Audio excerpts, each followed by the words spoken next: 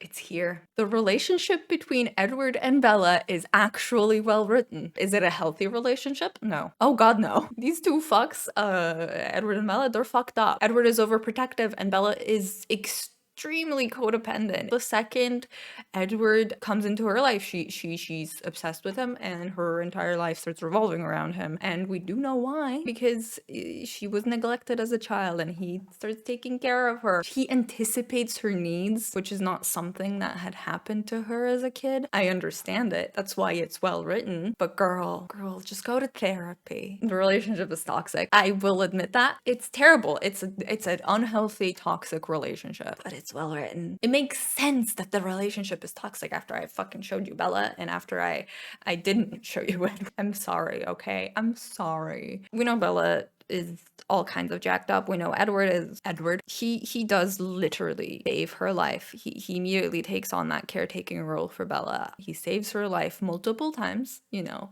from Taylor's van, from the rapists, and then at the very end of the book from James. So during the blood typing scene, it's the scene that everybody loves. If you haven't read the books, you're missing out.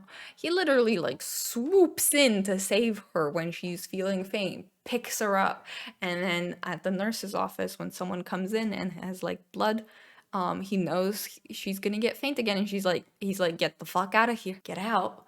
You don't want to fucking see the blood so you don't faint again. And he gets her out of gym at the end of that. And like he does all of these things for her because he knows that it's what she wants. She doesn't have to ask him to do it. He just does it. He anticipates those needs, you know? He picks up things when she drops them. He lends her a jacket when she's cold, when they go out to when they're at Los Angeles. Not Los Angeles. Port Angeles. When they're going over to the meadow, he slows down to her pace, which I think is incredibly important because one, he's like a vampire. He's like super quick, right? So her pace is incredibly slow to him. And earlier, when she's at La Push with her friends don't slow down for her. They leave her behind. So you know she's slower than the average human. And the humans didn't wait for her, but Edward did. I think that's very interesting. She gets othered from the humans, but Edward, the vampire, didn't leave her behind. Great. It's narratively really nice. I like that little touch. So of course she becomes kind of obsessed with him. He literally, you know, vocally takes on the role of a caretaker as well. Like he literally says at one point that it's his job to take care of her now. Edward just becomes this perfect man for her. So of course she's okay with like his flaws of him being possessive and kind of controlling, but not all that much. She actually does have a lot of agency in the relationship. These are two mentally ill teenagers. I mean, people forget that because in the way Stephanie Meyer writes, if you know anything about Stephanie Meyer, you know that Bella is actually Stephanie Meyer's self-insert. So she writes as if she was herself, and she was an adult woman when she wrote these books. So Bella is like a 40-year-old, but she is canonically 17, and Edward is like 100 and something years old, but he was turned when he was 17. So they're both teenagers, you know, mentally ill teenagers that have a lot of trauma. Like Edward was turned as like a 17-year-old when he was dying of the Spanish flu. You know, these two poor mentally ill teenagers fall in love, and then they're trying to figure it out. It's like their first relationship as well, so obviously there's a little bit of missteps there, and obviously it's a little bit toxic, but there's some good moments too. So the relationship is good, I think. Okay, but you might be wondering, what the fuck, why is this like hundreds-year-old vampire falling in love with a 17-year-old girl whose only experience has been going to high school? You know damn well I got a good reason for that. You know damn well.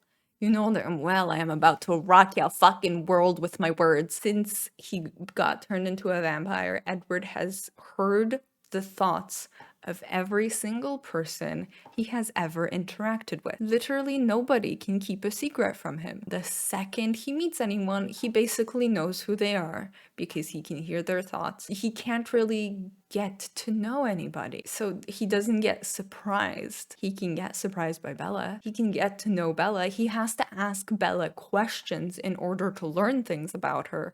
You know, that's the first time in like 100 and whatever years that he has to do that. So yeah, that's why he becomes interested in her, and that's why he falls in love with her. There we go. What a beautiful answer. Thank you. I know, I'm brilliant. So you're like, okay, but isn't Edward like fucking terribly possessive of Bella? Why would we be okay with this relationship? Like, Edward obviously has all this power over Bella because he's like blah blah blah blah blah blah blah blah blah blah blah blah blah. You're wrong. So Edward is possessive of Bella, that much is true. But however, Bella is also possessive of Edward. Even before they establish that they're together, she is possessive of him. Okay, so when they're in Port Angeles and they go to a restaurant, because Edward wants to get some food into Bella, that's another example of him taking care of her. She didn't want food, but he's like, you're gonna eat because you're in shock, bitch.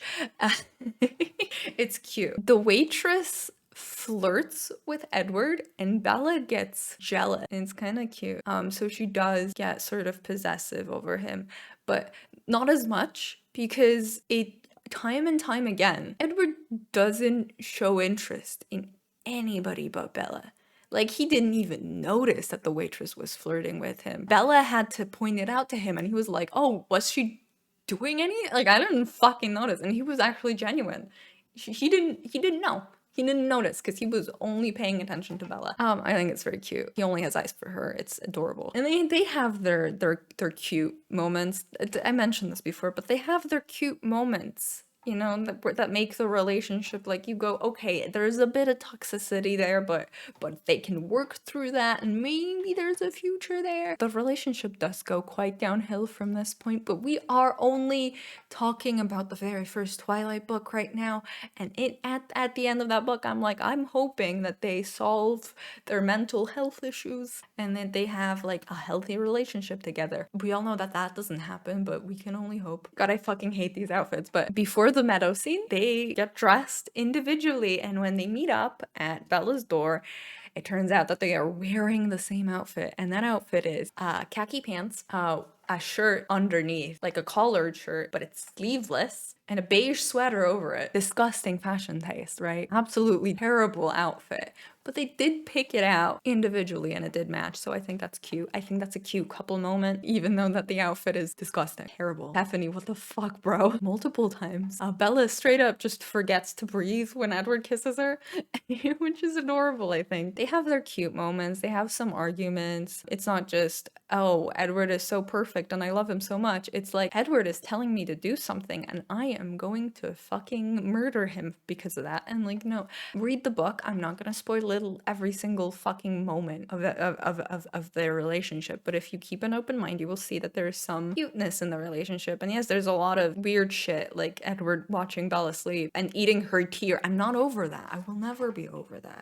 But the relationship does make sense, and that's the biggest crux, really. That's a better love story than Twilight. Everybody says that, but is it? People are like, the relationship is toxic and therefore the book is bad. But why does the relationship have to be healthy and good for the book to be good? Can't we have flawed characters and flawed relationships and people who eat each other's tears for some reason? The reason is terrible, and I will definitely discuss it when I do Midnight Sun. You know, it makes sense. Good. Okay, trust me. There we go. But yeah, Midnight Sun is next. So subscribe or whatever.